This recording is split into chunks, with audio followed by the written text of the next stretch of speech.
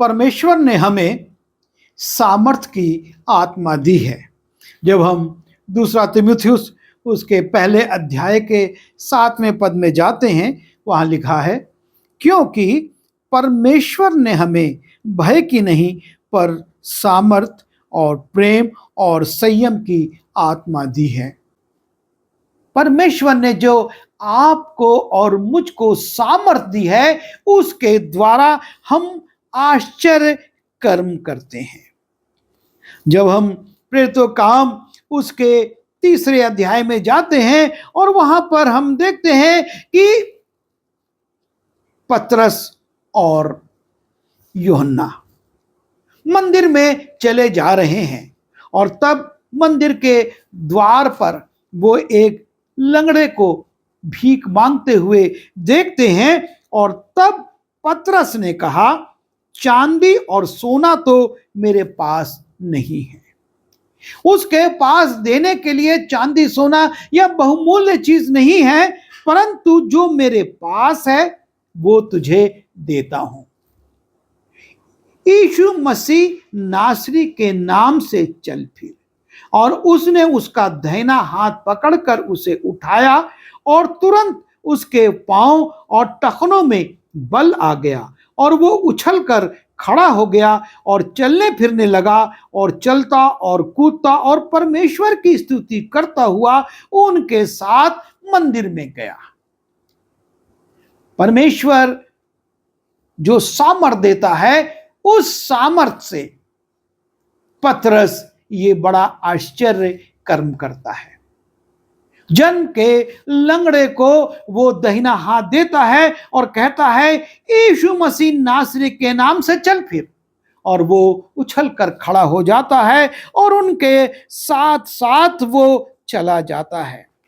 जब हम प्रेरितों काम उसके 5वें अध्याय में जाते हैं और उसके 15वें और 16वें पद को देखते हैं, और वहां पर भी पतरस के विषय में लिखा है, यहां तक कि लोग बीमारों को सड़कों पर ला लाकर खाटों और खटोलों पर लिटा देते थे कि जब पतरस आए तो उसकी छाया ही उनमें से किसी पर पड़ जाए। और यरूशलेम के आसपास के नगरों में भी बहुत लोग बीमारों और अशुद्ध आत्माओं के सताए हुओं को ला लाकर इकट्ठा होते थे और सब अच्छे कर दिए जाते थे। परमेश्वर की आत्मा की सामर्थ से भरकर चेले आश्चर्य कर्म करते हैं,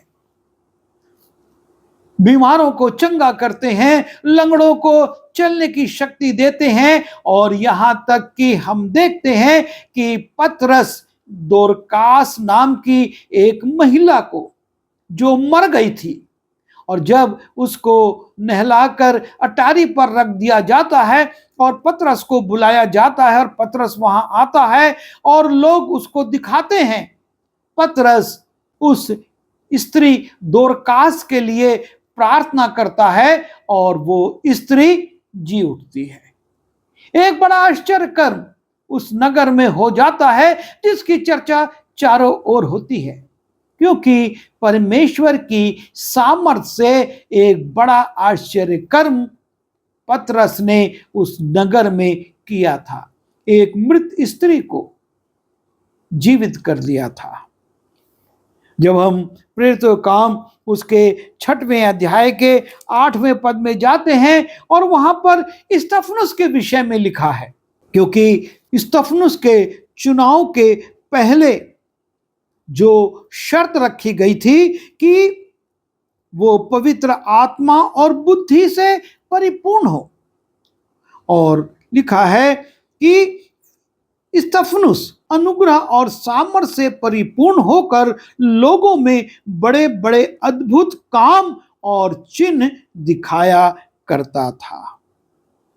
वो बड़े बड़े काम और चिन्ह दिखाता था। किससे? सामर्थ से परिपूर्ण होकर, परमेश्वर की आत्मा की सामर्थ से परिपूर्ण होकर वो बड़े बड़े चिन्ह दिखाया करता था। प्रेरितों काम उसके 8वें अध्याय के 6वें, 7वें, 8वें पद में लिखा है, और जो बातें फिलिप्पुस ने कही उन्हें लोगों ने सुनकर और जो चिन्ह वो दिखाता था देखकर एक चित होकर मन लगाया, और बहुतों में से अशुद्ध आत्माएं बड़े शब्द से चिल्लाती हुई निकल गईं, और बहुत से झोले के मारे और लंगड़े भी अच्छे किए गए। फिलिप्पुस, जो कलीसिया का एक अगुवा था, सामर्थ से भरकर परमेश्वर की सामर्थ में होकर बड़े बड़े चिन्ह दिखाता था, और लोग एक मन होकर उन पर चित्त लगाते थे।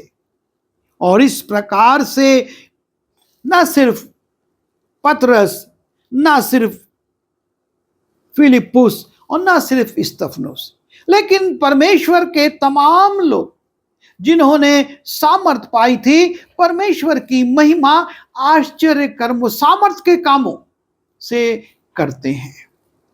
और ये सामर्थ हमसे सामर्थ के काम भी करवाती है, और उसका उद्देश्य केवल एक है कि प्रभु यीशु मसीह की महिमा हो, लोग प्रभु यीशु मसीह को ग्रहण करें और कलीसिया में मिलाए जाए।